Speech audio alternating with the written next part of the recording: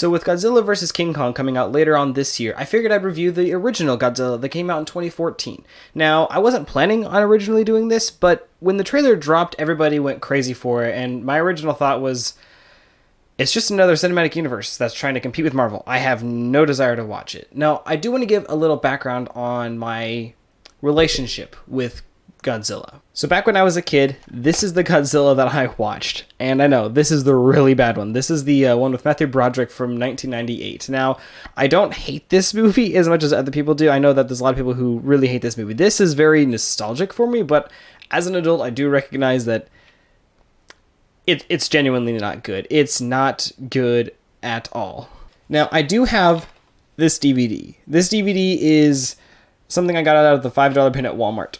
It is actually technically it was $3, but I got it so I could watch it. I was like, oh, there it is. There's the movie that I watched as a kid, and I want to give a little background on this before I tell you like my overall thoughts on it. So when I was a kid, I watched this movie and I thought it was like, oh, it's so good. I freaking love this movie. I actually had like some times where I was like really, really sick, and I either chose to watch this or The Incredibles. Well, I think we can all agree which was the better movie, Incredibles. But this movie has a soft place in my heart. So I did, however, watch one of the original Godzilla films, and that was Godzilla vs. Mothra. Now, I saw it on TV like many, many years ago, and I thought it looked really, really silly. And as an adult, rewatching some of the clips, I still think it kind of looks really, really silly. Like, even the Godzilla vs. King Kong, it looks really, really silly to me. I have yet to watch the original Godzilla. I have a really hard time looking at some of the older effects and going, yes, it's real. I have yet to get into that mindset of, like, it's a really older film.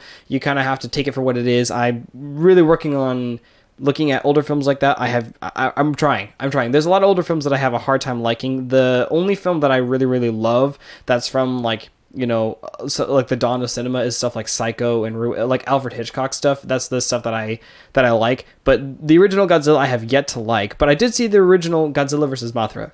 Now, Godzilla vs. Mothra I saw, and that night I actually was told, like, hey, if you want to finish this movie while it's on commercial break, go put your pajamas on, brush your teeth, all that, run back, and we'll finish the movie. And I was like, you know what, I don't really feel like finishing it. And I didn't.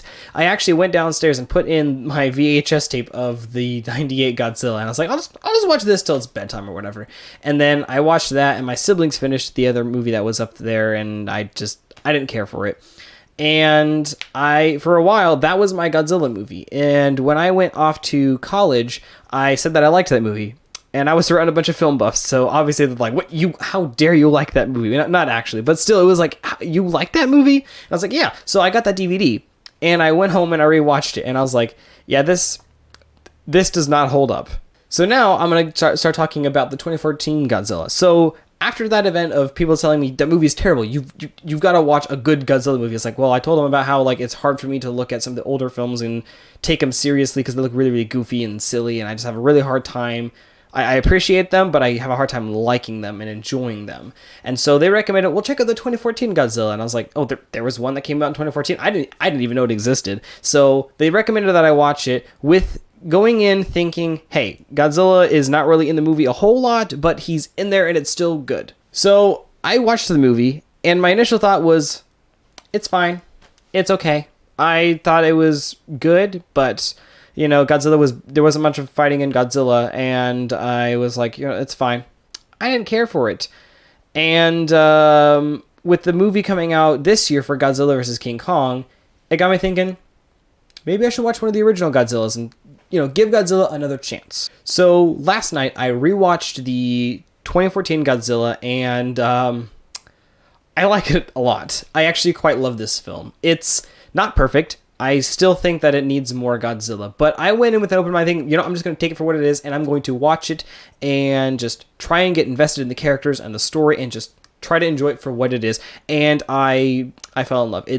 I genuinely like this movie, and I just ordered it on eBay, trying to get a copy of it because I was like, you know what, this deserves to be in my collection. I freaking love this movie. So this film is a great film, and it takes its time with its characters for the most part. It's still a monster fighting movie, but I think if you go into it thinking, kind of it's kind of shot like a doomsday disaster movie. It's that's the kind of the tone that it has. It doesn't really have Godzilla fighting, which I think works in its favor because you get to really know your characters and their backstory and their history, and it really, really works. So the film follows this character, Ford Brody, who is currently with his father at this nuclear site because in the beginning, you learn a little bit about their past, and you have this main character who is really, really trying to understand like why the government is covering something up, and he doesn't really understand, and that threat ends up being, this massive, I won't spoil it, but like a massive threat that they have no idea how to handle it. And that's how our main characters kind of get roped in a way. And eventually it kind of becomes a film where our main character is just trying to get home. And I think that's where the heart of this film is this main character who's just trying to get home while all this crazy stuff is happening involving Godzilla and the other creatures he's fighting. It's like a wild ride. Now, I do want to talk about the lack of Godzilla in this film, and I think it could be easily fixed, because I know the exact scene. The exact scene where Godzilla first appears. They have this really awesome shot where like it pans up Godzilla, he does that iconic roar, and it's like really freaking cool, but then it cuts away. It's like, well, hey, we wanted to see that. We wanted to see that fight. Why'd you cut away? And then it's kind of shown in the background. And I think that exact scene is where, as an audience member, you are like, okay, I want to see a Godzilla fight, and you kind of lose focus on the characters because you're like, I really wanted to see that fight. I wanted to see Godzilla, wreak havoc and really, I wanted to see some action. And I think if that one scene was left in there, I think the entire argument of not enough Godzilla would be instantly fixed. I think it would be instantly fixed, and it would make the movie like a whole lot better. So another thing I want to talk about in this film is cause and effect. Everything has a rhyme and reason for why it is happening. In the sequel, Godzilla King of the Monsters, which I liked seeing the fights. I thought it was fun, but it was lacking in the character building, and it was also lacking in what I thought was cause and effect. There's a rhyme and reason for everything that happens. There's the creature, and it's like, okay, well, why would these creatures fight? There's a reason. Why are these creatures here? There's a reason. Why is this character making this decision? There's a reason, and it makes sense. It builds and builds and builds on like past information that you got earlier in the film, and you learn new information and you go, oh, that actually really makes sense. Okay, I get it. I understand. And I think the sequel kind of is lacking in that department. It's kind of like, oh, people don't really care about a good story. We'll just make the monsters fight and it'll be fine. It'll be fine. But this film does a really good job of showing that, hey, this is why this happens, and so on and so forth. Now, I do want to talk about how this film is made, because if you look at the sequel, I saw the sequel in theaters. I didn't see this one in theaters, but I did see the sequel in theaters when it came out, Godzilla King of the Monsters, and I want to talk about this one because I think this one is a lot better, because the other one, it got so focused on action and everything, and I don't think the filmmaking is as strong as it was in this one.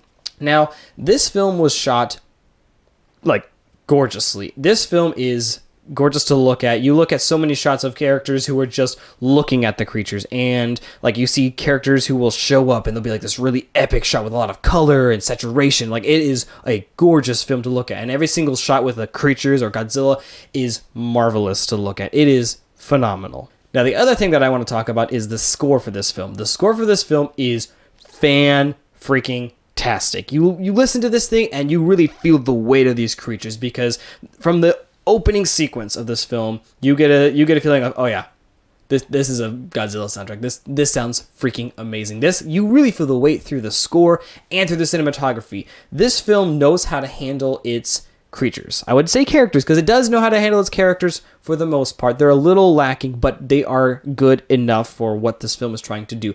But the score and the cinematography knows how to handle these creatures and how big that these creatures are. And it is beautiful. Now, this film isn't like Citizen Kane or anything like Parasite that came out last year. Like, it's not like a film. This is just a fun, really, really fun movie, and I was not expecting to like it as much as I did watching it that second time last night. But I do recommend this movie. Like I said, it is lacking with a little bit of Godzilla. However, I'm going to give Godzilla 2014 an 8 out of 10.